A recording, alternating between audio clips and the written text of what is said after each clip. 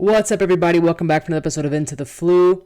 Today, I wanted to provide an update to all of you YouTubers out there who have been following the story and project of the Playmat that I have been working closely with Keith Garlitz on. Some of you might have seen already on Instagram and Facebook the posts that I've made, but for those of you who don't follow Instagram or Facebook, I wanted to make sure that I included you as well. Without any further ado, because I think there's definitely been enough pause given, this is the image. So as you can see, Keith Garlitz, as always, did an incredible job, and for those of you who either forgotten or didn't know or you're new here, the artwork that Keith Garlitz did that contributed to the Harry Potter TCG are some of the chase cards within the game, such as Obliviate and Dobby's Disappearance. Dobby's Disappearance being obviously the main one of the most expensive cards in the game, and at one point, just this crazy chase card that everybody wanted to get their hands on. Not only is it beautiful art, not only is it a beautiful card, but it's also an incredible card used within the game itself if you play.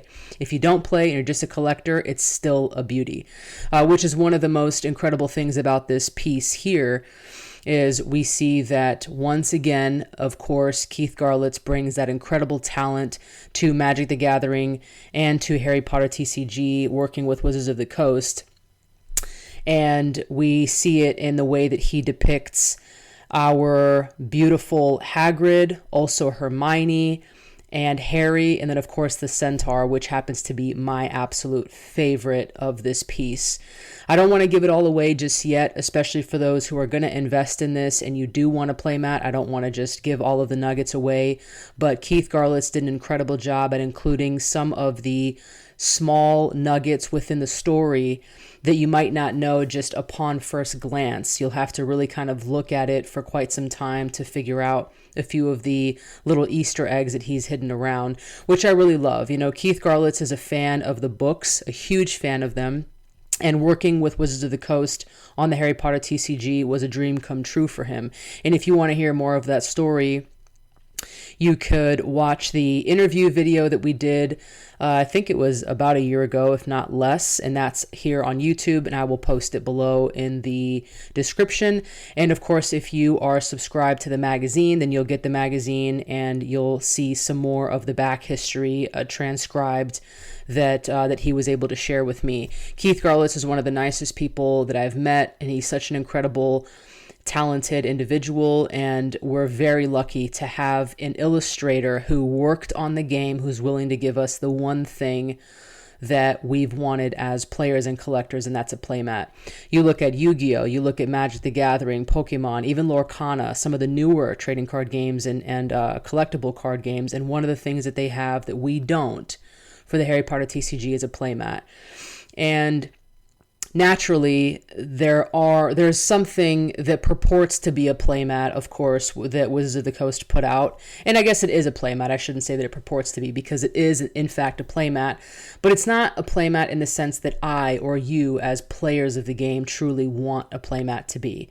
We want a playmat to be the sort of carpet mouse pad material that we know a playmat to be. We want it to be that standard 24 by 14 inches that we know of. You know, we want the art to go from corner to corner, and we want it to be dedicated to the essence of the game. Wizards of the Coast put out that paper playmat that came in the starter set. You unfold it, and it tells you where to put cards and all that kind of stuff, and it gives you instructions, and it teaches you a little bit about the game in the same time, and that's cool. There's nothing wrong with it. It's just, for me, I really love what Keith has done here, because it is true to the fact that it is meant to be a playmat. I commissioned him for this piece, and it, at the very beginning, it was just for me, obviously, because I'm paying him money out of my pocket to do this piece, and I was going to hang it on my wall and make it a playmat. And I said, okay, but there's a whole community out there of people who love the game as well. And that's why I'm only going to do a one-time order. If you get your name on the list now, you'll have a playmat. And if you come to me 3 months later and you say, hey, I want one, there's not going to be any left, because this isn't something that I'm doing for money. I'm not making any money off of this. I commissioned him, and he's a professional artist. Therefore, and with all of his history and all of his knowledge and all of everything, therefore, it's obviously not very cheap. So making a couple playmats here and there isn't going to make me any money. It's not going to put any money back into this hat that I've paid for the art, but that's not what I'm here for. I'm here to spread the love of the game, to spread knowledge, and to kind of allow all of us to have as much fun with the Harry Potter TCG that we can. And that's why I want to include all of you in it. But that's also why I say it's really kind of a hassle to do the playmat thing for all of these people all around the world. At the time of this recording, I think there's something like 30 people on the list already, all the way in Australia, Canada, France, Italy, Germany, everywhere. And so these are going to be things that, I'm going to package each one individually and send them out to people. And I don't want to have to do that multiple times. I'm happy to do it one time only. And that's why I want to make sure that I get all of this information out. And, I want to give you everything that you need in order to make an educated decision for yourself. If this is something that you want, great. If it's not, no problem at all. A lot of the anticipation and the growing intrigue of the playmat, since we both spoke about it during the interview that I had with Keith all those months ago, it's been definitely something that everybody's been hitting me up about, because I know there have been a few smaller projects within the community of artists that have done their best to draw something Harry Potter related on a playmat, and that's beautiful. There's nothing wrong with it. I myself own a playmat that has art on it. You've seen it many times, and that's the art from the base set, right? The Journey to Hogwarts. Beautiful art. And of course it comes from the TCG, so that's made it all the more related to the game. But there's something to say about an artist who has been tasked with making a playmat for the Harry Potter TCG, a game that he loves, a game that he worked on, a process that he knows a lot of. It was an absolute incredible project. He kept me updated along the way. There was definitely some pauses, some personal things that kind of came up on my end and on his end. And that's kind of what, I don't want to say delayed, but it kind of made it take place a lot later than we both had anticipated. But here we are, and we're both so happy with it. I'm very excited to hang this piece on my wall, and I'm even more excited to have it as a playmat where I get to play and look at it every day, or at least every week when I get a game in with some friends. So if you're a player of the game and you want to have a playmat, if you're not so much a player of the game but you just want to have a playmat anyway, that's totally fine. And again, if you just appreciate the art and you're like, hey, cool project, high five, and you don't want a playmat, absolutely no problem.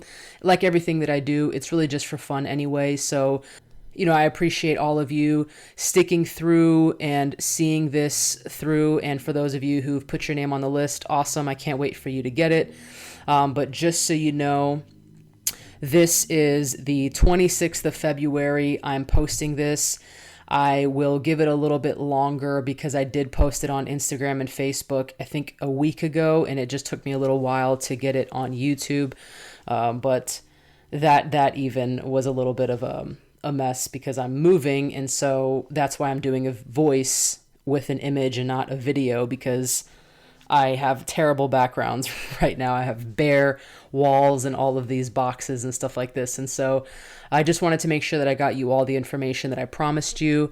And for those of you that do want it, please contact me on Instagram. If you don't have Instagram, we need to find a way that you can contact me privately, as I need to get your name and address and all of that information that I'm sure you don't want to just put in a comment below.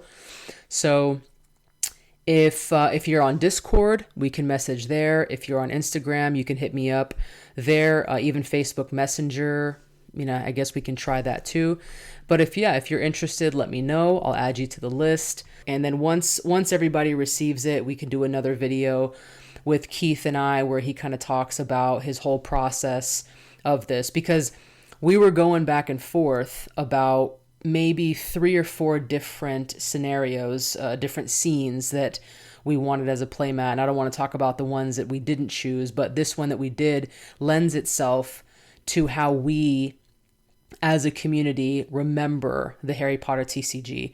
Of course, it's his art. That's not going to change. And we can see his art in the game and we can see it in the playmat. And in this right here is like a huge card to me. It's like one of the things that draws people into the Harry Potter TCG is its art. Some people don't even know how to play the game, and they frankly aren't even interested in learning how to play. Nothing wrong with that. Why are you here? Because the art is dope.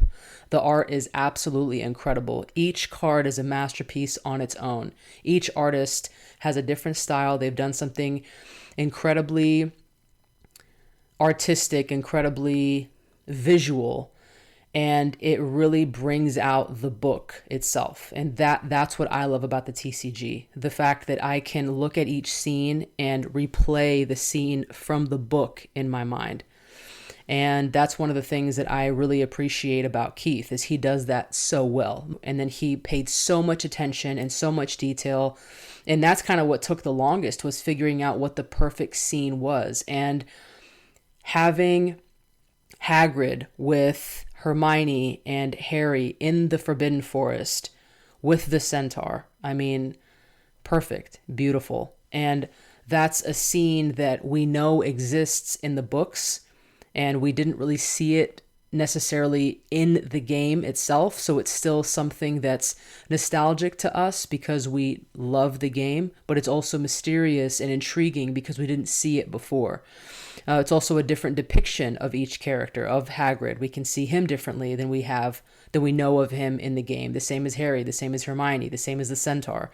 And then, like I said, all the little Easter eggs. So anyway, it's absolutely incredible. Once everybody gets theirs, then I want to do a chat with Keith, a little interview to kind of talk about some of the information and how he used his imagination and what parts of the book did he go back to and what he used in order to make this entire scene come to life. So without any further shenanigans, I just wanted to give you all an update. Thank you very much for sticking with me for this almost 15 minutes now of just chit-chatting on this playmat.